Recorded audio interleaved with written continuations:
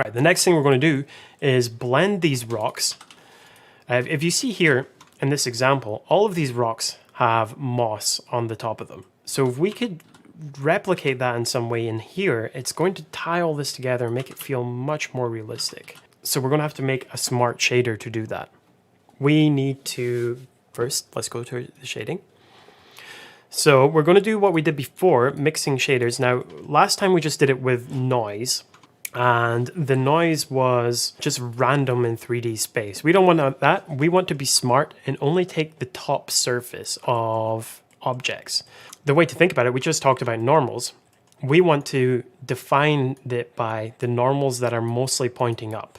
So the normals on an object that are mostly pointing up, those are the ones that we want to use to do this. And luckily in Blender, in the shader editor, we can do that. We can use Blender's very smart geometry node, which will let us use a number of things.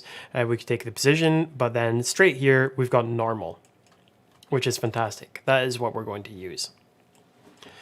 So if we just look at what it looks like, Control-Shift-Click, you can see that it looks a little bit weird, these colors. So if we just turn off annotations and we move this up here, you can see when I rotate it,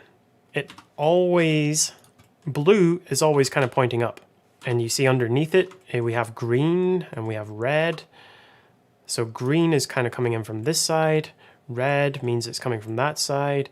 Yellow means that side. The main thing to know from here is that blue is up. So if we split this and use that as a map and take blue, then that's going to be useful for us. How can we split these channels up and just get blue? Well, luckily there is a separate RGB. So it's going to take this normal in here, and we're just going to take the blue channel. And if we put that into a color ramp, well, we don't even need to do that yet. Let's just see what that looks like. So just from the blue, you can see that now we're getting white where it's facing up and black where it's facing down, which is perfect. That's what we want. It's exactly what we're just looking for. And we might want to control this by a ramp so that we can control how much we want this to have an effect. Very useful. So now we've made a mask for the normals pointing upwards. We can tell it to use the rock texture where the black is and this grassy texture where the up-facing normals are. Now, there's going to be a few caveats to this that we're going to talk about in a sec, but for now, let's just make sure we do that. So over here on our forest ground, we have all of this here that we're going to need to recreate, but that would be a faff. We don't want to do that. Instead, we're just going to make a group. So we're going to select all of this, hit Control G. It's going to turn this into a group. Now if I press Tab, I'm going to come out of that group. And you see here, we've got a node group now, which we can call Forest Ground. Which means when we click into this shader, we got our rock moss set.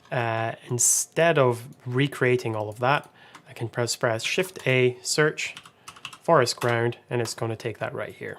So now all we need to do, like we've done before, take a mixed shader. We've got this as the mask. We'll take the forest ground for one, and this rock shader for the other. Pump that into the surface. And we have an absolute mess. What happened? Oh, we don't want a displacement from this. We want the BSDF. Let's just tab into here. With this node group here, we're not caring about this displacement, so I'm going to take that out. And in fact, on that output, if I press N, I can change these outputs here. It's going to go to Tool, View, turn that off. We don't want displacement. We're only caring about the BSDF coming out, which is the shader. Okay, so we've got forest ground, BSDF, we'll take that into here. So it's going to take a second to compile it, and you can see I've got it the wrong way around, which is fine, we'll just switch these. Okay, now there's a caveat with this. you can see the mapping is a little bit different. You can just see the scale here. The scale of this texture when it comes into the rock here is a different scale. And that's not really any use. We don't want that. We want it to have the same scale and the same orientation. Because we told this grass texture to use the UV map. This grass texture on these rocks is using the rocks UV map. That, like I say, is no use because the UV maps are never going to be exactly the same. They're going to be the same space, so they're going to look different when it goes from one to another. So is there a way that we can have these share the same space of textures, these different objects to share the same space to map these textures? And yes, there is. So let's tab into this forest group node here. Tab to go into groups, by the way. And then over here at mapping, we can change this. So instead of using a UV map to map this, we can actually use an object. Which means we are going to have an object in the scene that we can move, rotate, and scale, which would be all the operations we can do here. We can move, rotate, and scale a texture. So look here, I'm moving this texture, I'm rotating this texture. We can, instead of doing that in here in the shader editor, we can just move an object in the scene. But that means that whatever this object is, and wherever its position is, whatever its scale is, whatever its rotation is, all of the objects in the scene using this shader are going to map it exactly the same. So let's see what that looks like. So I'm just going to shift right click here and add in a empty cube. So it's just an empty cube. I'm going to rename it. Now I like to call these control. And I'm going to control ground, I guess, forest ground.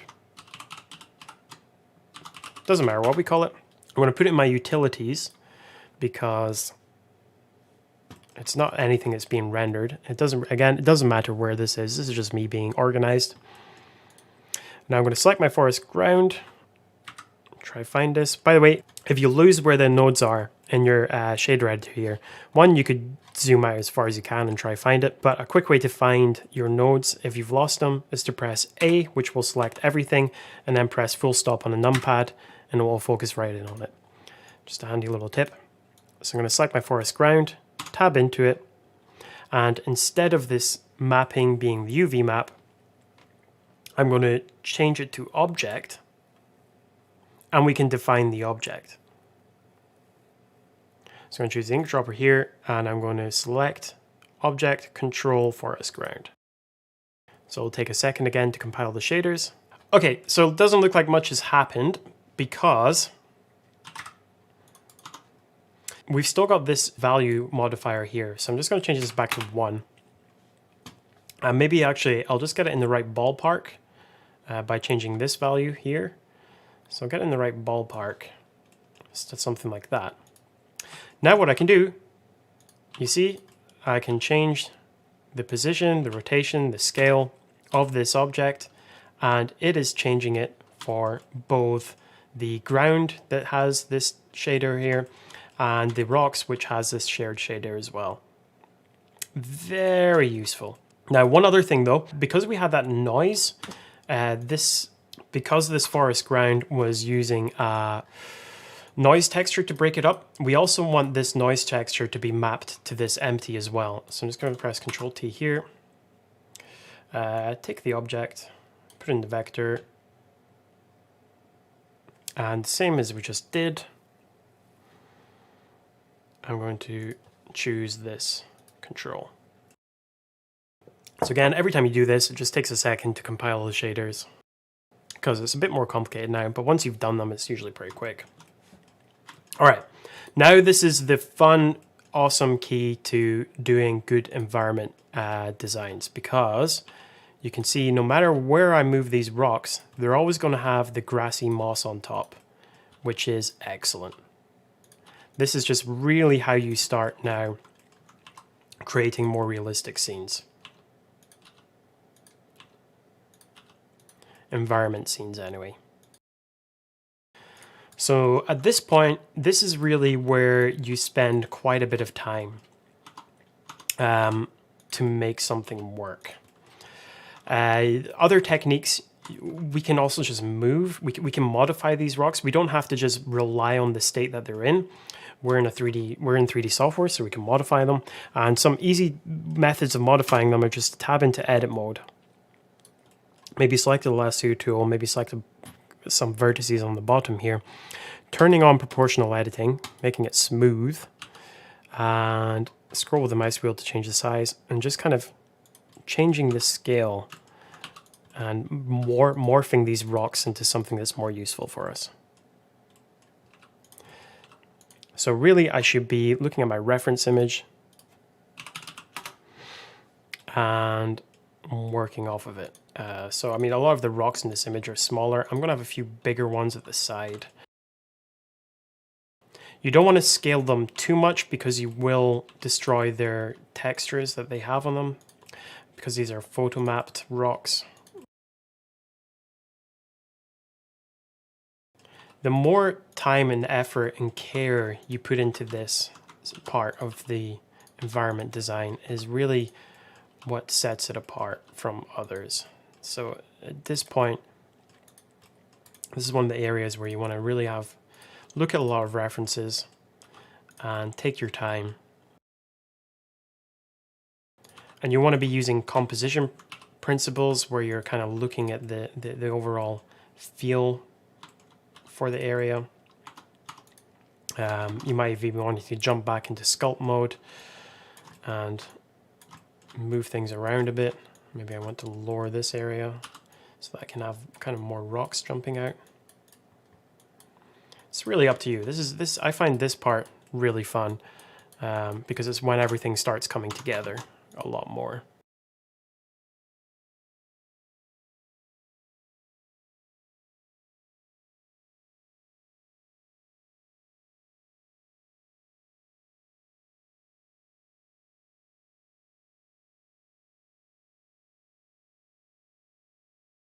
Because you can see how it just blends together here. It's a really useful technique.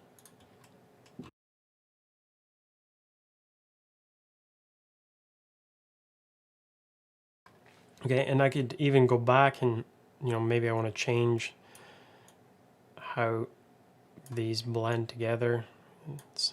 Maybe it's a bit harder, or maybe it's a bit softer. I think that for now is pretty good. I'm seeing the pattern a bit too much, so I'm just going to modify the forest ground texture, tab into it.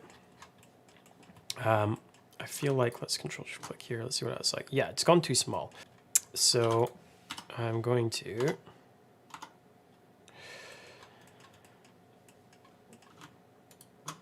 we don't want a temp viewer. I'm going to keep it in the PSDF.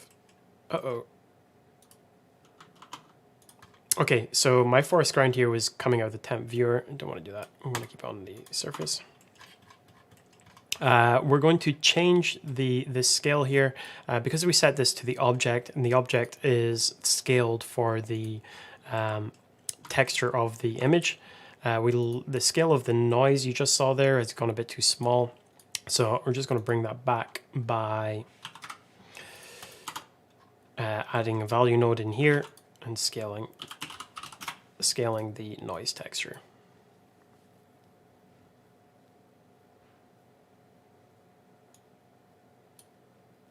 It's going to compile the shaders again.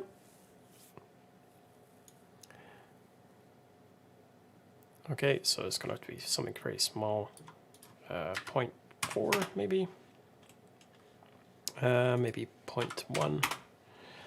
Yeah, and I'm going to make it a little bit harsher.